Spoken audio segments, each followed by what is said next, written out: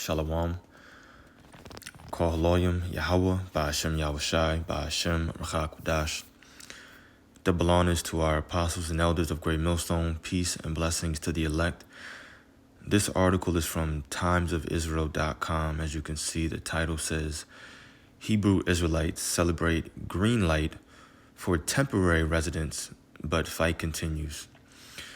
And so you basically have, and I'm sure they probably are Israelites, like real, actual bloodline Israelites. They're fighting for permanent residency over there in the land of Israel. And in these times right now, it's just off. I get it. They may have been raised there, born there, whatever it may be. So now they just want to stay where they were born. But at the end of the day, you shouldn't be fighting no matter what to be in that land, especially if you know the scriptures, especially if you know the prophecies concerning how we're supposed to be put in that land. Not going to the so-called white man, not going to Esau and Edom to ask his blessings, to ask for his permission to get visas and temporary residencies. No, that's not how it should be.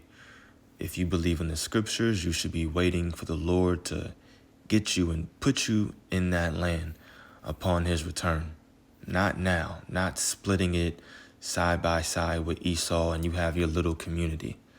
No, that's our land, period. Nobody else's. We're not splitting it or sharing it. Damn sure not with Esau. So let's read a little bit of this article and then we'll grab some precepts stating exactly what I had just mentioned. It says 3.5 years after over 50 African Hebrew Israelites, and look how they portray them. African Hebrew Israelites, that doesn't even make sense.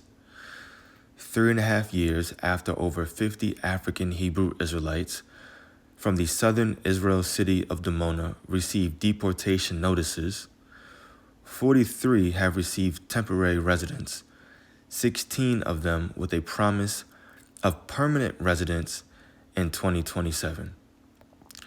So basically, over 3.5 years ago, they told 50 Israelites, look, y'all got to bounce. Y'all got to get up out of here. They got deportation notices.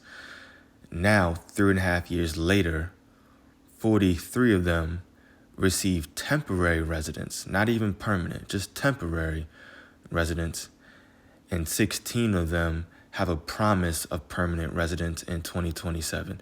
You see how they're going to the so-called white man for their blessings, looking to him to say if they can live in that land, when it's their goddamn land anyway. Not goddamn land, but Salakia. It's their land anyway, more than likely. I'm sure they're actual bloodline Israelites, but they're going to Esau, their enemy, to live in their own land that was given to them by God. It's ass backwards, and we shouldn't be striving to go to Esau right now for to live there. No, you should be waiting on the Lord, waiting for these prophecies. It says temporary visas, which require annual renewal, grant the right of permanent residency, excluding the right to vote. So look, y'all got to bounce, but you know what? Y'all can come back, but you can't vote. Last week, the community held a party to celebrate, so they're happy about that. Visas for the first 16 were announced in June 2023 with a promise of permanent residency 4 years later. In recent weeks, another 27 have been told they would get temporary visas for 2 years with no word on what would happen when that period ends. I'm going to read 2 more paragraphs. The group mainly comprises minors and young people born in Israel. The family heads entered Israel from the U.S. as tourists and remained in the country illegally after their permitted 3-month stay expired. The 2,500 strong community believes it is descended from an ancient Israelite tribe. While it observes mainly Jewish laws, it is not recognized as Jewish by Israel's religious authorities. And that's why they were giving them deportation notices, because the Jewish religious authorities don't look at them as actual members of that land. They don't recognize them to be Jewish, so-called, I'm just going to say Jews. And that's a damn shame. You're over there fighting to be in that land, and the people that rule and govern over that land right now don't even want you there. They don't even recognize you as being, quote unquote, one of them. So anyway, just wanted to bring that out and let you know honestly, it's stupidity of our people. You know, you get deported out of there, whatever, bounce, just leave. But I get it. They were born there. They want to stay there. But look how people are being treated. And look, these are Jakes. Majority of them, obviously.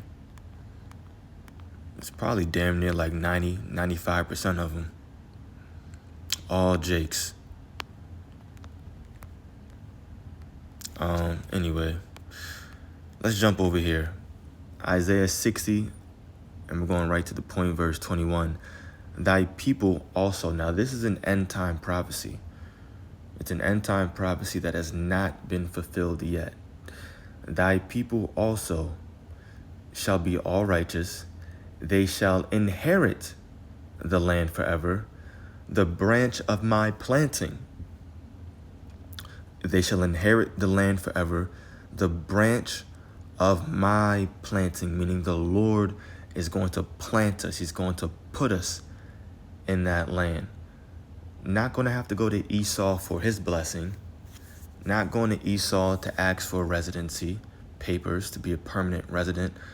No, we're going to inherit that land. Why? Because it was promised to our forefathers, Abraham, Isaac, and Jacob, and his descendants, which are today being called Black, Hispanic, and Native American. That's why we put the so-called in front of it. So-called Black, so-called Hispanic, so-called Native American, because we're really the true Hebrew Israelites.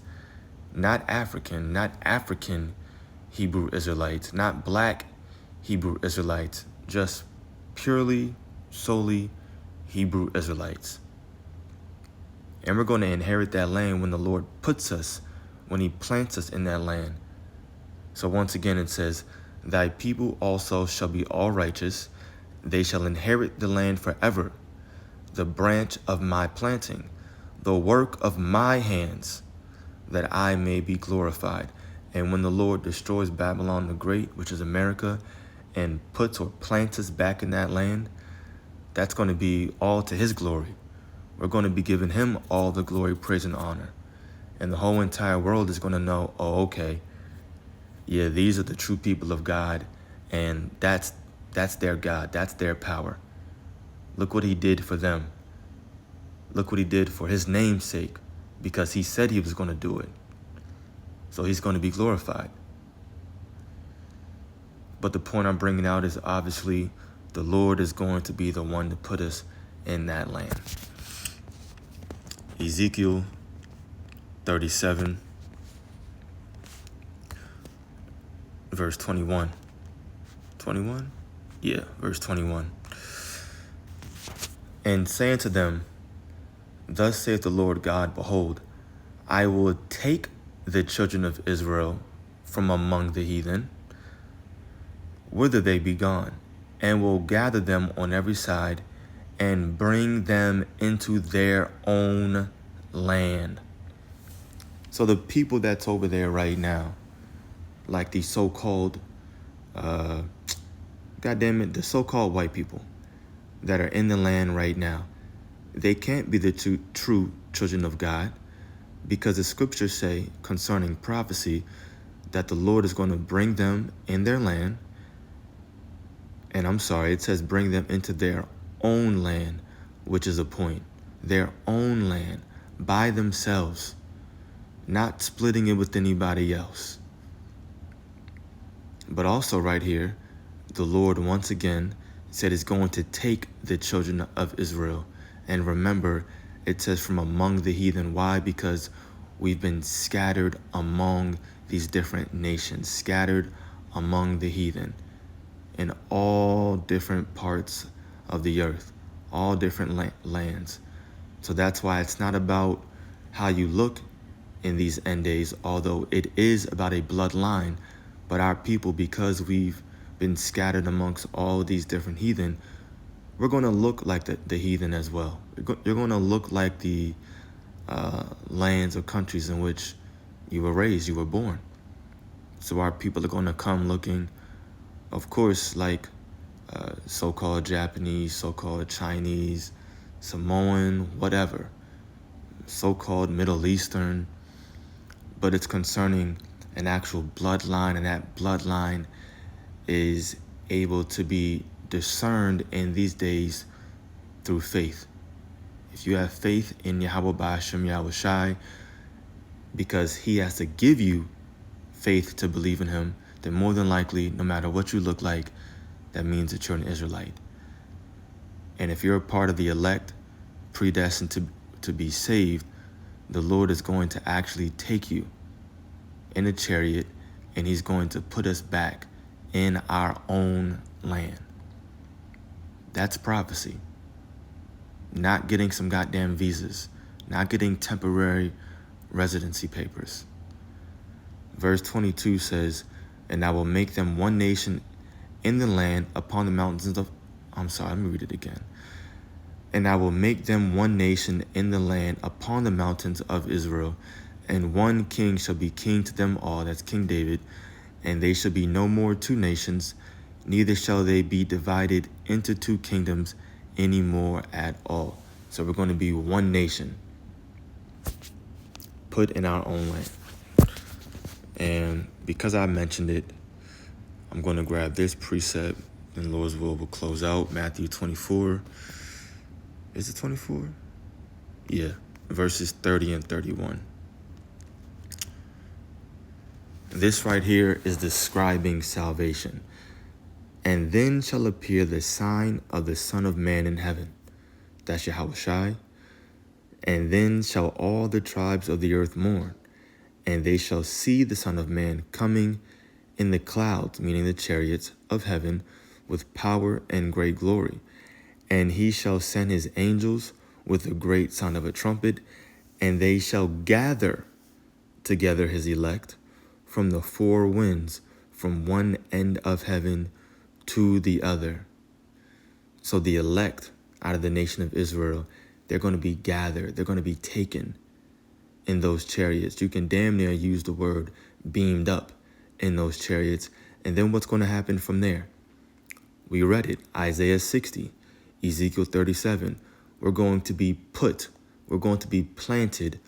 in the nation, in the land of Israel. And we're going to inherit that land forever. That was promised to us by way of our forefathers. So I thought this was fitting just to bring out these specific prophecies concerning this article right here. You know, you got our people fighting for that land, and I get it. I really do. You were born there. You believe that you're descendants of Israel, in which the Israelites, the ancient Israelites, in which they're right. But at the end of the day, this ain't the time to be fighting to be all up in that land, especially when you read the prophecy in Ezekiel concerning that land. It's going to be completely destroyed, just like Babylon the Great. The only difference is that this land, Babylon, America, is not going to ever be inhabited again with people, that is. It's going to be just desert-like, unclean animals. That's it. This land is going to be a memorial of how not to live. And the land of Israel, obviously, when we get put back in that land, it's going to be rebuilt. You can read many chapters on that, specifically Isaiah 60 talks about it. Matter of fact, 61 and I think 62 as well, all concerning prophecies, these end days prophecies. But Lord's will, that was edifying to the elect. Call Haloyim Yahweh, Ba'ashem Yahushai, Ba'ashem Rachakudash. Double honors to our apostles and elders of Great Millstone. Peace and blessings to the elect. Shalom.